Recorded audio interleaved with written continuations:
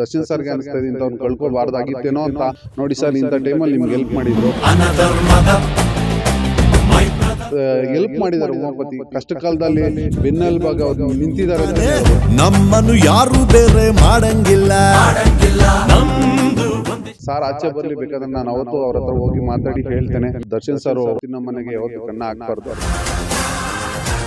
ಇದಾನೆ ಅಂತ ಹೇಳ್ಬೋದು. ಯಾಕಂದ್ರೆ ಅನೇಕ ಕಷ್ಟಗಳನ್ನ ನಾವು ಪಾರ್ ಮಾಡಿದ್ದಾರೆ ಉಮಾಪತಿ ಸರ್. ಆಮೇಲೆ ಉಮಾಪತಿ ಬಗ್ಗೆ ಒಬ್ಬ ಬಸ್ ಅಭಿಮಾನಿ ಏನೋ ಹೇಳಿದ್ರು, ಬೈದಿದ್ರು. ಹಾಸ್ಪಿಟ್ಲಿಗೆ ಯಾರನ್ನ ಬಂದ ಕಷ್ಟಕ್ಕೆ ಸ್ಪಂದಿಸಲ್ಲ ಹಂಗೆ ಹಿಂಗೆ ಅಂತ ಹೇಳಿ ಆ ಮನುಷ್ಯನ್ಗೆ ಹೇಳಕ್ ಬಯಸ್ತೇನೆ. 2018ರಲ್ಲಿ ಆರ್ ಆರ್ ನಗರಕ್ಕೆ ನಮಗೆ ಸೆಕ್ಯೂರಿಟಿ ಕೊಡಬೇಕು ಅಂತೇಳಿ ಒಂದು ಕಡೆಯಿಂದ ಪ್ರೊಫೈಲ್ ಬಂದಾಗ ನಾವು ಅವರಿಗೆ ಸೆಕ್ಯೂರಿಟಿಯನ್ನು ಒದಗಿಸಿದ್ವಿ. ಸುಮಾರು ಒಂದು 4 ವರ್ಷ 5 ವರ್ಷ ಒದಗಿಸಿದ್ವಿ. ಸೊ ಆ ಒಂದು ಸಂದರ್ಭದಲ್ಲಿ ತುಂಬ ಒಳ್ಳೆ ಮನುಷ್ಯರು ಅವರು. ಯಾಕಂದ್ರೆ ನಮ್ಮ ಸೆಕ್ಯೂರಿಟಿ ಸಿಬ್ಬಂದಿಗೆ ಮನೆ ಕೊಡ್ತಿ ಸ್ವಲ್ಪ ಕಟ್ಸ್ಕೊಟ್ಟಿದ್ರು.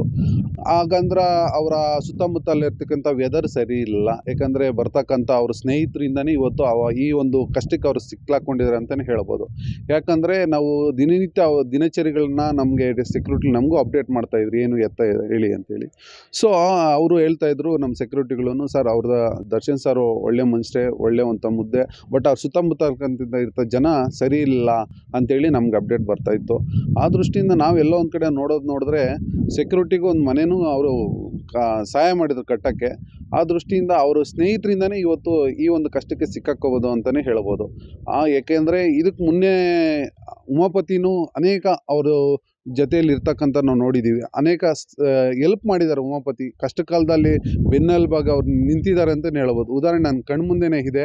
ಯಾಕಂದ್ರೆ ಹೀಗೆ ಹೇಳಕ್ಕೆ ಬರಲ್ಲ. ಯಾಕಂದರೆ ಸಾರ್ ಆಚೆ ಬರಲಿ, ಬೇಕಾದ್ರೆ ನಾನು ಅವತ್ತು ಅವ್ರ ಹತ್ರ ಹೋಗಿ ಮಾತಾಡಿ ಹೇಳ್ತೇನೆ. ನೋಡಿ ಸರ್, ಇಂಥ ಟೈಮಲ್ಲಿ ನಿಮ್ಗೆ ಹೆಲ್ಪ್ ಮಾಡಿದ್ರು. ಇವತ್ತು ಅವ್ರನ್ನ ಕಳ್ಕೊಳ್ಳಿದ್ದು ಅವ್ರಿಗೆ ಇವತ್ತು ಅನಿಸ್ತಾ ಇದು, ದರ್ಶನ್ ಸರ್ಗೆ ಅನಿಸ್ತಾ ಇದೆ ಇಂಥವ್ನು ಕಳ್ಕೊಬಾರ್ದಾಗಿತ್ತೇನೋ ಅಂತ ಅನಿಸ್ತಾ ಇದ್ದಾನೆ ಅಂತಲೇ ಹೇಳ್ಬೋದು. ಯಾಕಂದರೆ ಅನೇಕ ಕಷ್ಟಗಳನ್ನ ನಾವು ಪಾರ್ ಮಾಡಿದ್ದಾರೆ ಉಮಾಪತಿ ಸಾರು. ಸೊ ಆ ದೃಷ್ಟಿಯಿಂದ ನಾನು ಹೇಳೋದಿಷ್ಟೇ, ದಯವಿಟ್ಟು ನಿಮ್ಮ ತಂದೆ ತಾಯಿ, ಅಮ್ಮ ಅಪ್ಪ, ಅಣ್ಣ ತಮ್ಮಂದಿರನ್ನ ಮೊದಲನೇ ಆದ್ಯತೆ ಕೊಡಿ. ಅವ್ರಿಗೆ ನಿಮಗೆ ಕಷ್ಟಗಳಿಗೆ ಬರ್ತಕ್ಕಂಥವ್ರು ಅವರು. ಯಾಕಂದ್ರೆ ಒಂದು ಟೇಷನ್ ಆಗಿರ್ಬೋದು, ಒಂದು ಹಾಸ್ಪಿಟ್ಲ್ ಆಗಿರ್ಬೋದು, ಒಂದು ಕಾಲೇಜ್ ಫೀಸ್ ಕಟ್ಟೋರಾಗಿರ್ಬೋದು, ಅವ್ರು ಕಟ್ತಾರೆ ಹೊರತು ಯಾರು ಕೊಟ್ಟಲ್ಲ. ಆಮೇಲೆ ಉಮಾಪತಿ ಬಗ್ಗೆ ಒಬ್ಬ ಬಸ್ ಅಭಿಮಾನಿ ಏನೋ ಹೇಳಿದ್ರು, ಬೈದಿದ್ರು. ಯಾವ ಥರ ಅಂತಂದರೆ ಅವರು ಹಾಸ್ಪಿಟ್ಲಿಗೆ ಏನು ಮಾಡ್ತಾರೆ, ಆ ಹಾಸ್ಪಿಟ್ಲಿಗೆ ಯಾರನ್ನ ಬಂದ ಕಷ್ಟಕ್ಕೆ ಸ್ಪಂದಿಸಲ್ಲ ಹಂಗೆ ಹಿಂಗೆ ಅಂತ ಹೇಳೋ ಆ ಮನುಷ್ಯನ್ಗೆ ಹೇಳಕ್ಕೆ ಬಯಸ್ತೇನೆ. ನೀವು ಹೋಗಿ ಒಂದು ಅರ್ಧ ಗಂಟೆ ಕಿಮ್ಸ್ ಹಾಸ್ಪಿಟ್ಲಲ್ಲಿ ಹೋಗಿ ಕುತ್ಕೋಪ. ದಿನಕ್ಕೇನಿಲ್ಲ ಅಂದ್ರೆ 50ಇಂದ 100 ಜನಕ್ಕೆ ಹೆಲ್ಪ್ ಮಾಡ್ತಾರೆ ಅವರು ಉಚಿತವಾಗಿ. ಆಟ ಆಪ್ರೇಷನ್ ಇರ್ಬೋದು, ಕಿಡ್ನಿ ಇರ್ಬೋದು, ಅನೇಕದಕ್ಕೆ ಅವರು ಸಹಾಯ ಮಾಡಿರೋದು ನಮ್ಮ ಕಣ್ಣು ಮುಂದೆ ಇದೆ. ದಯವಿಟ್ಟು ಯಾರೇ ಆಗಲಿ ಇನ್ನೊಬ್ಬರ ಬಗ್ಗೆ ಮಾತಾಡೋದು ನಿಲ್ಲಿಸ್ಬೇಕು. ಯಾಕಂದರೆ ಇದರಿಂದ ಸಮಾಜಕ್ಕೆ ಒಂದು ಒಳ್ಳೆ ಸಂದೇಶ ಹೋಗೋದಿಲ್ಲ. ದಯವಿಟ್ಟು ಹೇಳ್ತಾ ಇದ್ದೀನಿ. ಯಾಕಂದ್ರೆ ಉಮಾಪತಿ ಇಡೀ ನಮ್ಮ ರಾಜ್ಯಕ್ಕೆ ಆಸ್ತಿನೇ ಅಂತಲೇ ಹೇಳ್ಬೋದು. ಅವರು ಒಳ್ಳೆ ಹೆಸರಿರ್ತಕ್ಕಂಥ ಮನುಷ್ಯ. ಯಾಕಂದರೆ ಅವರು ಉಮಾಪತಿ ಸಾರ್ ಅನೇಕದರಲ್ಲಿ ಹೆಲ್ಪ್ ಮಾಡಿದ್ದಾರೆ. ದರ್ಶನ್ ಸಾರ್ಗೆ ಹೆಲ್ಪ್ ಮಾಡಿದ್ದಾರೆ. ದರ್ಶನ್ ಅವ್ರಿಗೆ ಹೆಲ್ಪ್ ಮಾಡಿರೋದು ಕಮ್ಮಿನೇ, ನನಗೆ ಗೊತ್ತಿರೋಂಗೆ ಹೆಲ್ಪ್ ಮಾಡಿಲ್ಲ ಅನಿಸುತ್ತೆ. ಯಾಕಂದ್ರೆ ದರ್ಶನ್ ಅವ್ರಿಗೆ ಅವರು ಖಂಡಿತ 4-5 ವಿಚಾರಗಳಲ್ಲೇ ನನ್ನ ಕಣ್ಣು ಮುಂದೆನೇ ಅವರು ಹೆಲ್ಪ್ ಮಾಡಿದ್ದಾರೆ. ನಿಜವಾದ ಹೀರೋ ಉಮಾಪತಿನೇ ಅಂತ ಹೇಳ್ಬೋದು. ಯಾಕಂದರೆ ಸರ್ ನಾವು 2016ರಿಂದ 19ವರೆಗೂ ಕೊಟ್ಟಿದ್ದೀವಿ. ನಾವು ಸುಮಾರು ಒಂದು 4-5 ವರ್ಷದಿಂದ ಕೊಟ್ಟಿದ್ದೀವಿ. ಆನಂತರ ನಮಗೆ ಅವ್ರಿಗೆ ಸ್ವಲ್ಪ ಸಮಸ್ಯೆಗಳಿಂದ ನಾವು ಬೇಡ ಅಂತೇಳಿ ಬಂದ್ವಿ. ಯಾಕಂದರೆ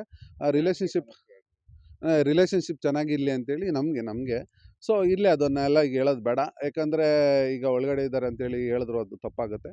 ಅವೆಲ್ಲ ನಮಗೂ ಹೇಳೋಕ್ಕೂ ಹೋಗಲ್ಲ ನಾವು. ಯಾಕಂದರೆ ಅಲ್ಲೂ ಕೂಡ ನಾವು ಅನ್ನ ತಿಂದಿದ್ದೀವಿ. ಅನ್ನ ತಿನ್ನೋ ಮನೆಗೆ ಯಾವತ್ತೂ ಕನ್ನ ಹಾಕ್ಬಾರ್ದು. ಅವ್ರಿಗೆ ಒಳ್ಳೇದಾಗಲಿ ಅಂತಲೇ ಹೇಳಕ್ಕೆ ಬಯಸ್ತೇನೆ.